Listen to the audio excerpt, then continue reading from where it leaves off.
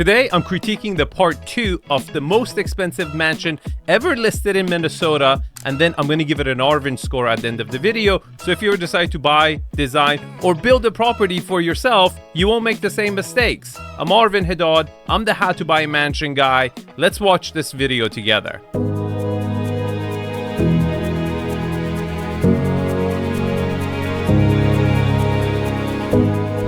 The primary bedroom suite features a couple different rooms. The first one we're going to see is the office that starts here with these steel-cased glass doors, and as you walk into space, you're wowed with the millwork, the cabinetry, walnut burl veneer paneled desk, and the ceiling here, which looks so exquisite. Again, we were just talking about the yacht aesthetic. You can really see that inspiration come into this room. No, I don't really get the yacht vibe. I'm getting an office vibe or a cigar lounge, and I'm pleasantly happy it's not white. Because if you haven't watched part 1, subscribe. I will link it at the end of the video as well. The entire interior design really lacked an anchor. It didn't have a theme. They just made it all white on the interior, and it was just completely overwhelming. So it's really refreshing to see some wood paneling over here. Windows throughout, so you can see the driveway that goes down into your garage, the lake, your motor court, and it is nice that the main office gets the views of the motor court as well. What about a door?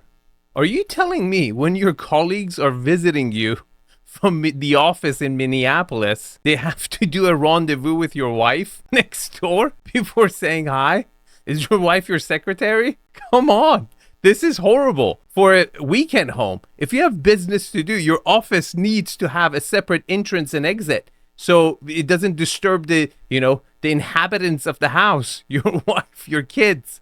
This is not ideal. The location is not ideal whatsoever. Now let's push Armand back for a second so we can continue on the other side. In here, you can also see the same limestone trim used around the windows, and I appreciate the fact that they brought that exterior detail to the interior. It just creates a nice pop of color, and it's just a thoughtful touch.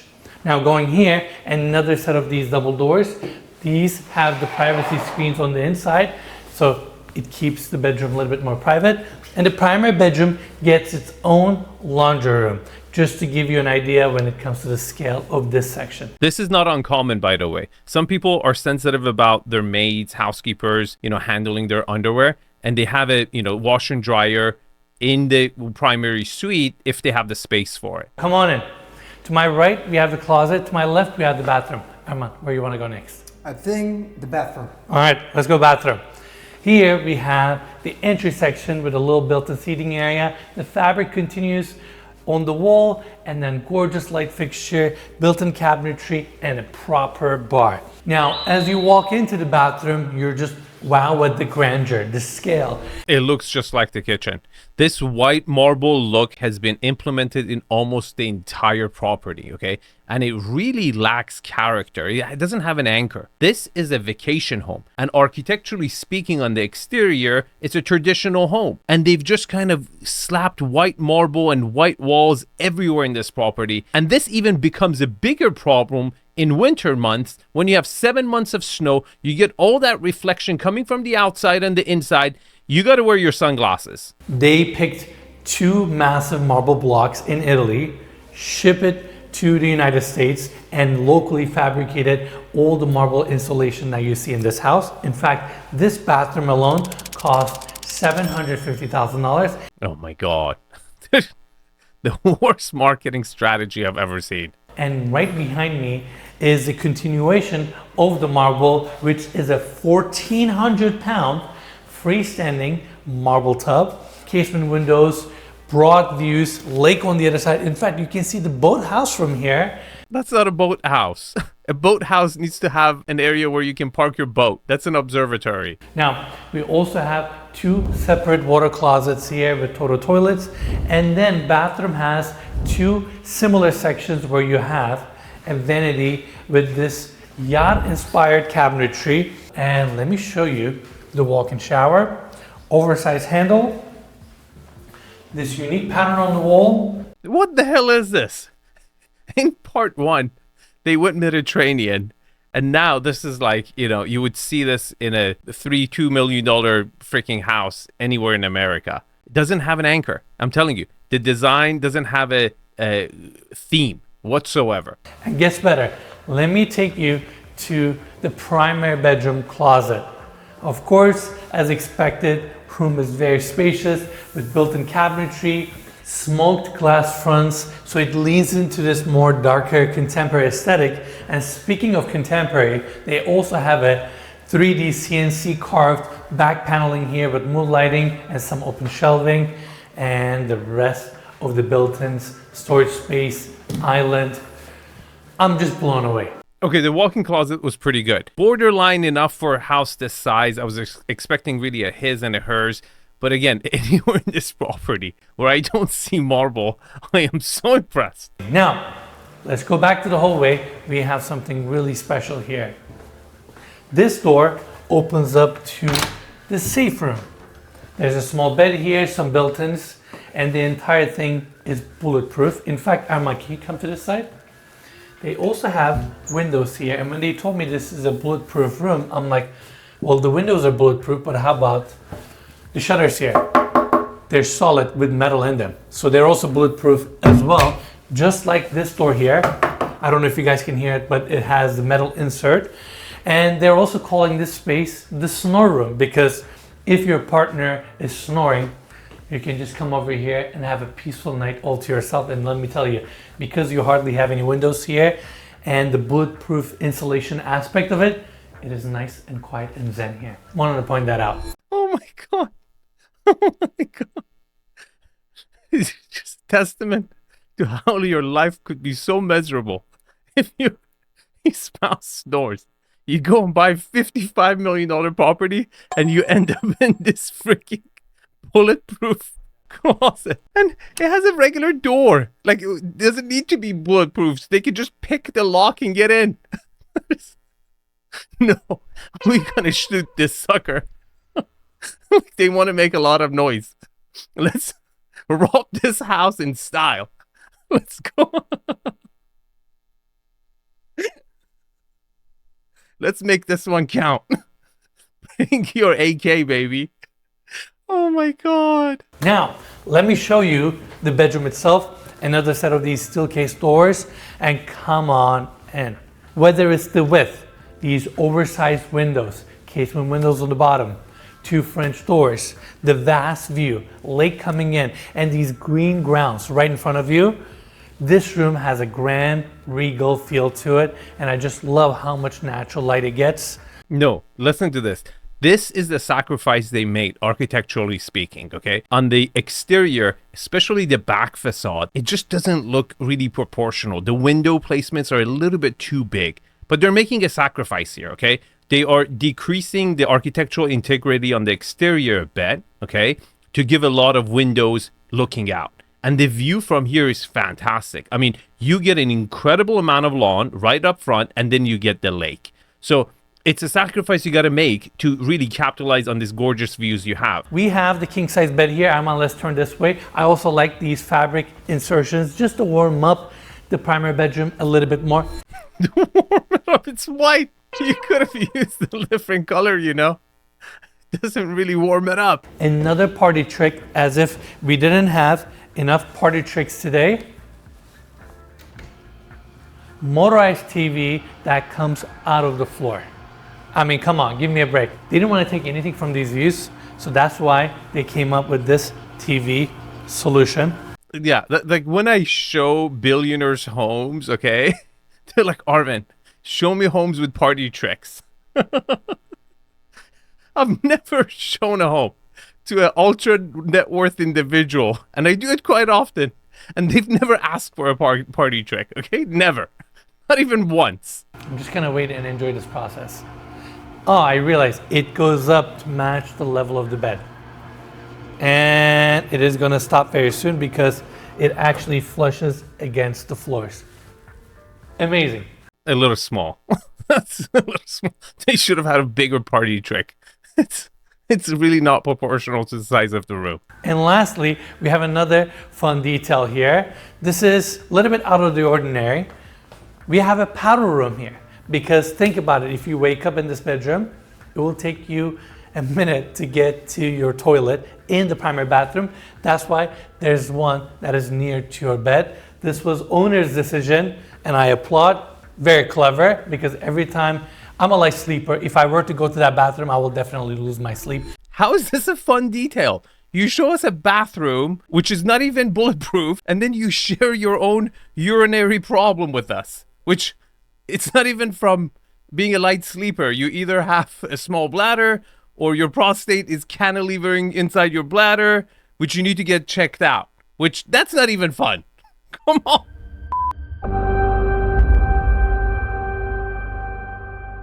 All right, everyone, welcome back to the second part of the Lake Point Estate Tour. On our last week's episode, we covered the main floor and the top floor, and now we're on the lake level and we're gonna work our way back to the house. And given that we're covering the entertainment aspect of this property and the surrounding area, I figured it is more appropriate that I get out of my suit, wear something comfortable, and really embrace the activities and the surroundings here. Now, welcome to the lake. This property comes with two different docks. This is the main one where we have two specific covered spots for your future boats. This is where you will install your boat lifts or jet ski lifts. And this deck is actually quite spacious. In fact, we're gonna go backwards for a second. Armand is walking a little slowly. I wanna make sure he's safe. And then you can go this way and there's a nice seating area at the end. People are on their boats, on their jet skis, having a good time. It is nice to be on the lake level. Now, I want to quickly turn back to the other side. You can see the additional dock areas here, and over there, we have the boathouse. Here's what's so special about this structure. It was grandfathered in, just like the lake porch that we're gonna tour later. And why is that so important? Well, at the moment, they do not allow you to build structures like this close to the lake, or in this case, literally floating above the lake. So it's nice that this right was grandfathered in, and this older structure was remodeled by the homeowner here to match the aesthetic of the new main home. You can see the limestone facade, accordion glass doors, extended roof eaves with the same gutter system. It is around 490 square feet, and I want to take everybody inside. This is a really fun space. You have tile floors, wood class ceiling, even the interior aesthetic here matches the main estate. It's not fun at all. How's this a fun space? Like, this is an area where you could have had some party tricks, you know? Like, this is you should have had that, like, you know, nautical theme, an element. It's very boring. It's very, very boring. It looks like a, you know, boat terminal where you buy your ticket, you wait for your boat to arrive, and there you go. This is where you could have experimented a lot of character, bring that in, to give it a vibe and an energy to hang out. To me, it's just like a seating area waiting for your boat. One thing that immediately stood out to me about this property is the site work. Yes. Not only you have 8 acres, you have a lot of elevations, you have the lake, a couple of sections that are quite flat, but then I see retaining walls, the bridge system right at the entry. So I'm assuming prior to the build of the estate itself, this site work was the major part of this construction. We worked with civil engineers, landscape architects, to really map out this entire property. The client really wanted to have the home as close to the lake as possible, but also have a really grand entrance. When you come down that driveway, flanked by the 2 guest house, coming over the bridge and the pond on the left, the home kind of reveals itself to you as you come up the driveway. Nobody would dispute that this is the premier site that exists on all of Lake Minnetonka and thus in all of Minnesota. Did you survey everybody in the neighborhood? Nobody disputed it. Complete BS.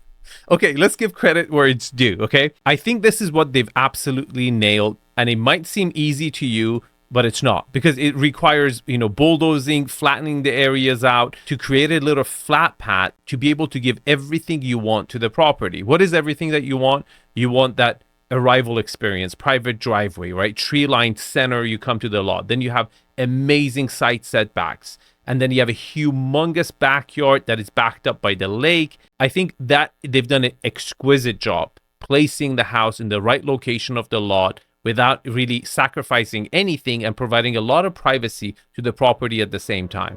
Well done. Now, welcome to the backyard. The grounds of this property is what's so special. Not only you have 8 acres and 655 feet of frontage, you have all these different zones, areas, and with site work, they've elevated certain sections and created these awesome outdoor spaces. This is technically the main section of the backyard, green grass, beautiful stonework that frames these zones, and I mean, what a place for you to hang out with your friends and family, throw big parties, do charity events, and the level that they're maintaining this property is out of this world. Everything is in spectacular condition.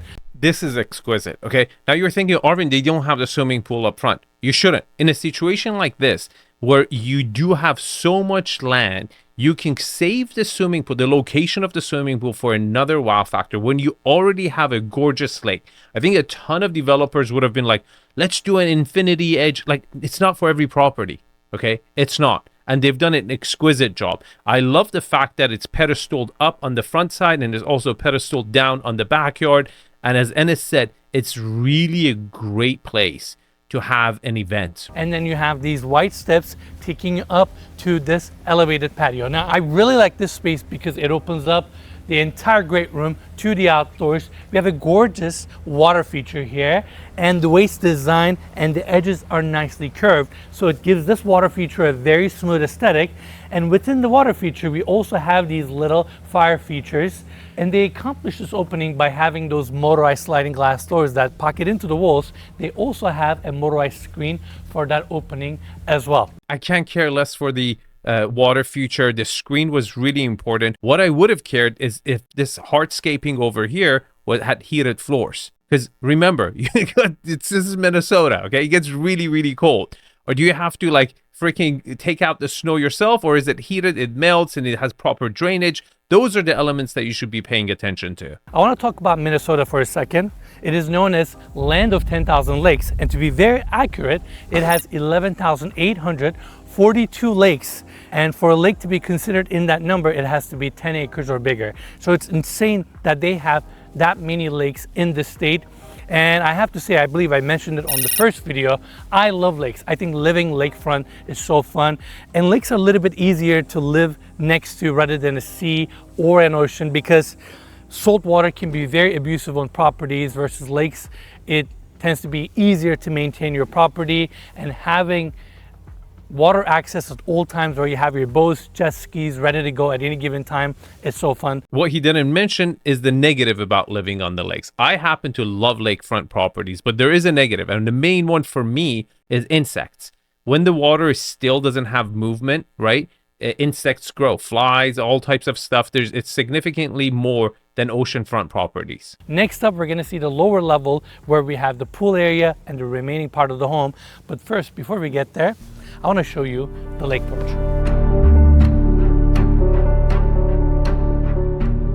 It is a really cool space, I believe around 290 square feet.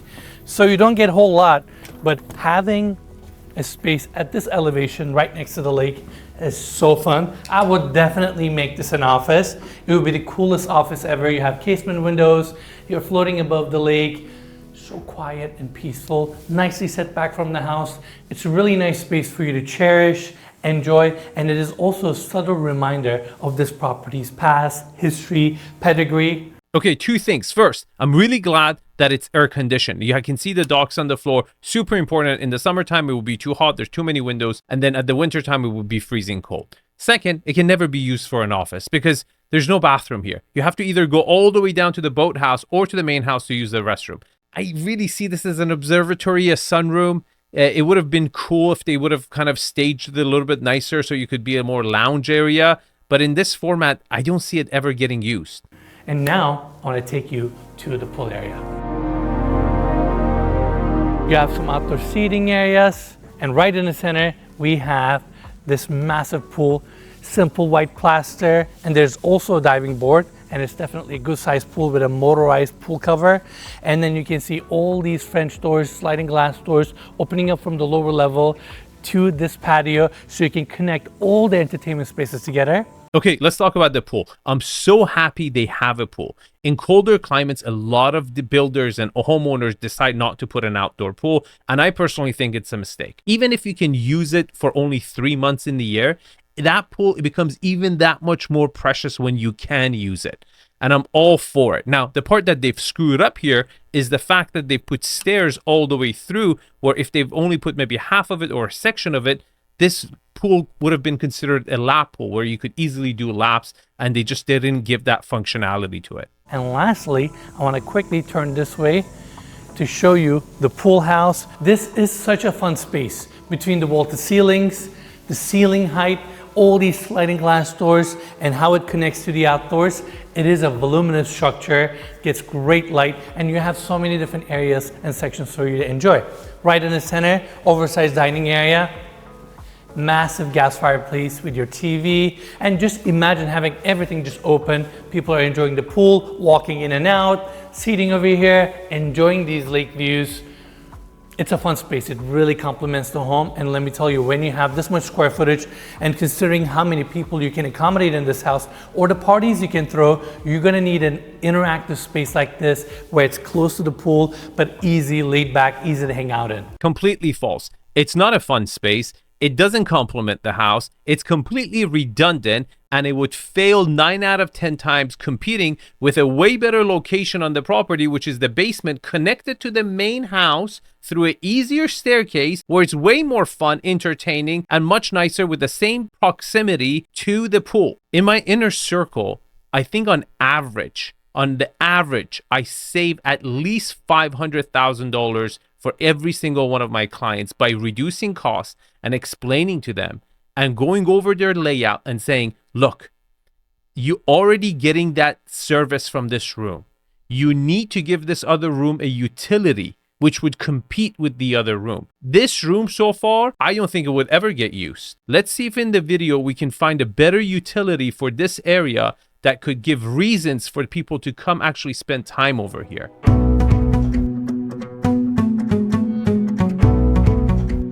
And now welcome to the lower level. Now here I'm going to do the same. Instead of going into too many details, I'm going to show some of the spaces and move on to the next. In fact, follow me this way. The first room or the section we're going to tour is the spa, and it starts here. We have steel case doors going into the space. You can see the limestone finish, arch openings. We have dressing rooms, bathrooms, and then as you go in to my right, we have a sauna. Next to that is a steam room, and then behind that, to my right, we have a spacious massage room with built-in cabinetry and a gorgeous onyx back wall. Next to that, we have a salt room. Not only we have a salt room, they also have loose salt on the ground with this built-in section that curves up to the ceiling. Are you kidding me? You had 8 acres of land, and you gave me an internal experience sauna, and you wasted that pool house you had on the other side. You see, this is what I'm talking about. You could have had a whole structure dedicated to spa wellness, which people pay a ton of money for. The ultra wealthy are willing to spend the most amount of money on their wellness over anything else I've ever experienced. But this is what happens when you have too much square footage, when you've already committed to a square footage, the overall design, without taking utility in mind. This is exactly what happens. I would have completely, in the design phase, recommended to have an external experience away from the property for the spa that could have even possibly not just looked into the pool, but possibly to the other side of the freaking structure, because you have so much amazing setback. Such a missed opportunity. Humongous flaw. Again, if you don't perfect every room, people will not use it. You want every room in your house to compete with the other room. And this spa just lost out. There's no cold plunge. It's just, let's get them done. We have to do a dry, we have to do a steam sauna, and let's just come up with some extra stuff, salt room, because we have the extra square footage. Now, Armand, why don't we go backwards? Because I want to talk about the gym for a second. Definitely a good sized space. Looks into the salt room. No, people in the salt room look into the gym. You have a lakefront property, 160 feet of lake frontage. What an idiotic design. Seriously, like you're going all out. You're going all out. And you do not take into account that spa experience could be something that would sell the property. You just did it to get a checkbox on your list. Now, Armand, let's go backwards. I also want to keep walking rather than jumping left and right because it may eventually get confusing. Now, let's come over here to this section. We have a powder room, beautiful marble fabrication. The vanity looks absolutely stunning. And then going this way, we have this transitional hallway. I thought I died. I thought this is what happens when you die. You can't even tell what's wall, what's... This frame tells you everything about this property you need to know. Now to my right, we have another service kitchen, storage area, and the door at the end opens somewhere really fun. Well, let me rephrase. It is a fun space for me. Welcome to the lower level garage. You can easily park 10 plus cars here. This looks like any other garage in America. There's nothing special about this. And then we have these light boxes throughout the garage, which give this space a more modern contemporary feel.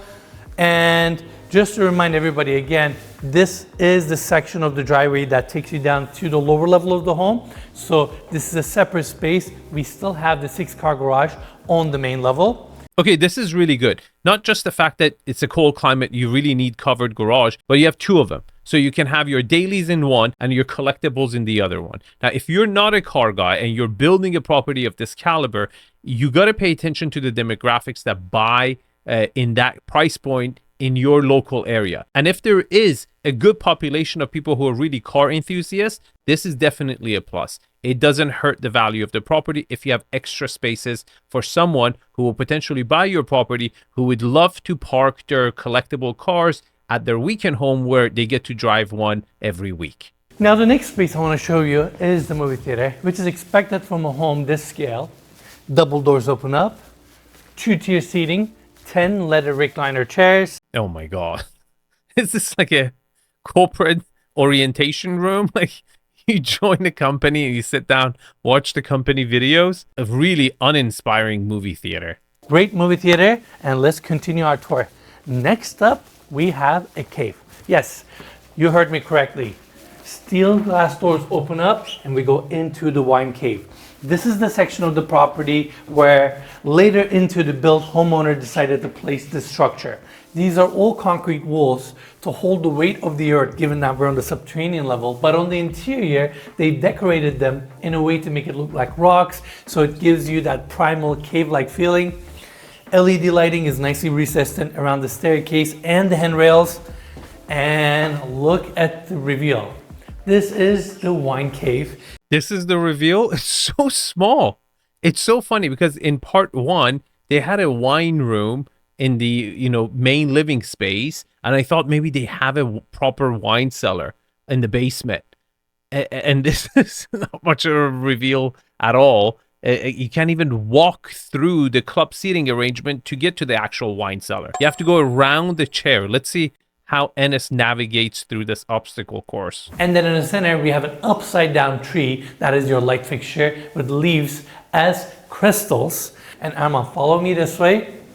We have this glass enclosed section here. And this is your second wine cellar with wine fridges. The entire room is temperature controlled. What a waste of money.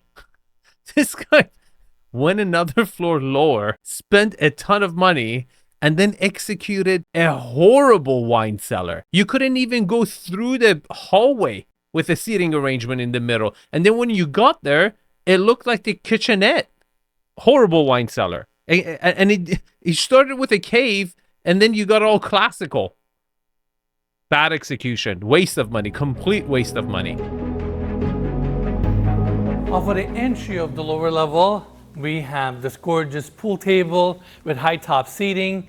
Again, all opens up to your backyard. I like this. Okay. I love the fact when you come down the stairs, go to the basement, the space opens up. And I hate it when you open up in the basement level to a hallway and you have different rooms with different functionality, like very utilitarian. This is how a basement should feel like. You could have secondary rooms on other sides, but you need to give that volume. You need to give that internal wow factor. And the fact that your basement level gets lake view from this level, it's even better. Before we check out the bar, let's quickly look at the cigar lounge. We've seen this veneer paneling throughout the home. This looks like The Office. Do you guys remember? This is just like The Office. Right on the other side, we have this insane bar. And I'm saying insane because what it took to fabricate and build this piece, the amount of time they spent here to make all the decisions and put all these intricate details together, my hat's off again to the development team. I mean, where do I begin? The onyx countertops that are backlit, to read the details up front, how they've incorporated bronze all around the edge, on the bottom, your bar stools. What we need to emphasize here is that somebody in the design team that remembered there was some element of Art Deco, a little bit of, Americana, old school vintage vibe was being executed by the front foyer. We totally forgot about it. Let's bring that back into the basement. But most importantly, how is that pool house going to compete with this space? There's no way you would hang out in that area. Everyone would want to be here. Now, next up, you can see your bowling shoes and your bowling balls. We're going to talk about the bowling alley in a second. Follow me this way. Welcome to the simulation room where we have a projector above. And this is where you can play all kinds of games, golf, baseball, American football. And you can also play games that involve fake guns. Enes, we're Middle Eastern, bro. Don't do that to yourself. You're going to get us in trouble. There's different laws that apply to us. This is really cool. The fact that they're giving utility to this room is amazing. Again, this is what basement's all about. In the winter months when it gets cold, especially in Minnesota, you still want to use your weekend home. You can still shoot your gun, American flag, just all out, okay? It's really not a Middle Eastern sport. We could be misidentified, but I'm really glad that they have it for the demographic. Really cool. I'm all for it. Now follow me back. Arman, can we take everybody to the bowling alley? You have 2 lanes, seating area, and this is definitely a space that we will enjoy later this evening.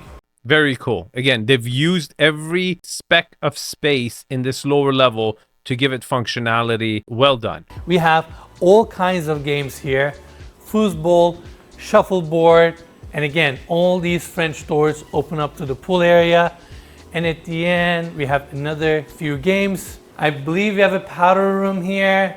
Oh my God. The theme was completely forgotten here.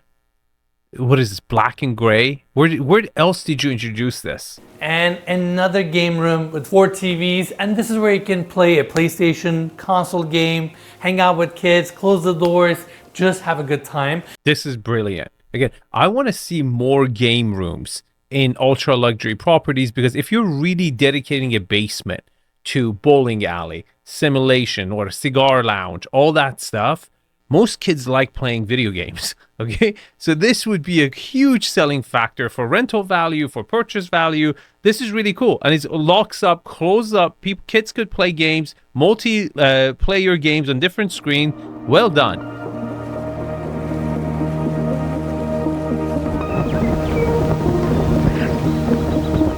You and your dad and your brother probably had the utmost closest connection to the homeowner, who unfortunately has recently passed. Yes. That wanted to build this home, this ambitious dream. So I know that's a very special relationship when you're helping someone build their dream home. If we had the opportunity to have him standing right across from me to speak his truth, his feelings about this home, what he wanted to accomplish here, what would he say? I don't want to put words in his mouth. God bless his soul.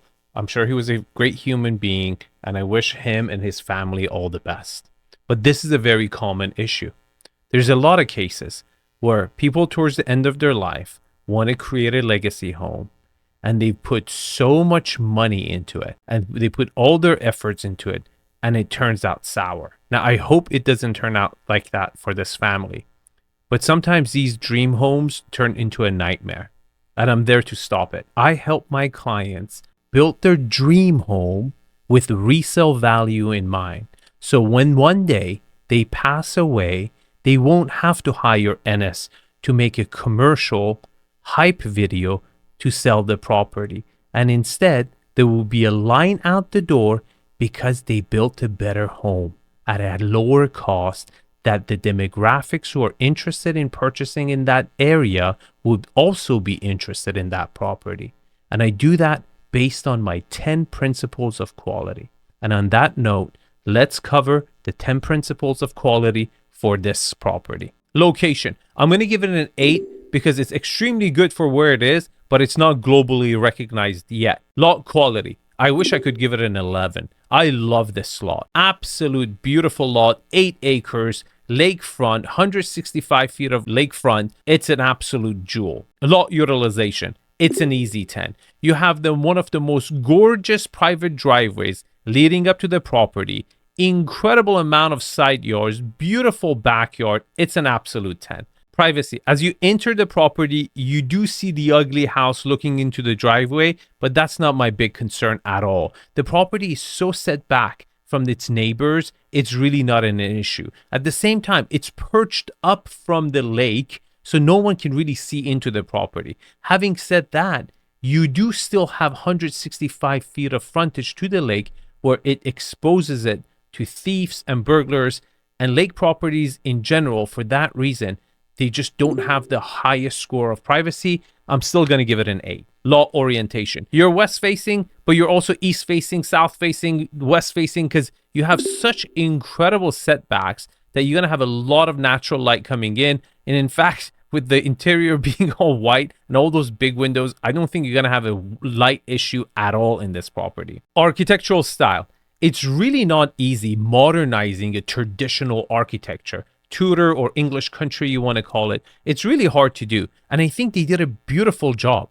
It really not just fits the topography and geography of the location, it also resonates with the demographics who would be interested to purchase a property by a lake in Minnesota. And for that reason, I'm going to give it a 9. Views. I'm going to give it a 9, and I will tell you guys why. It was panoramic, and you had views from every single floor in the house, even the basement. I just wish that little island was a little bit more center to the view, but overall, fantastic view. Layout. I'm going to give it a 6, and I'll tell you guys why. You had the wow factor when you walked in, but your formal living space didn't have any functionality. The kitchen, the family room was very close to the action. Your dining room was on the wrong side. You had 2 primary suites on the lower level, not one upstairs. And when you did go upstairs, the bedrooms were so disjointed from each other that really didn't cater to a primary home residence, at least one with younger kids. But it made it a really, really good vacation home. And for that reason, it gets a 6. Scale and volume. It was good, but it wasn't great. I'm going to give it a 7.5. Finishes. Really disappointing. For how beautiful the architectural style was on the exterior, it really lacked a theme, a cohesive theme to deliver that weekend experience or even a primary home experience. It was not cohesive. They've just wasted a ton of money for the sake of following what other people do. It was horrible. And for the caliber of the property, I really can't give it anything more than a 3. Now, here's the Arvin score. Here's part 1 of the same video. And this is the link to the inner circle. May your dream home not become a nightmare for your kids one day. Thanks for watching, and I'll see you guys in the comments.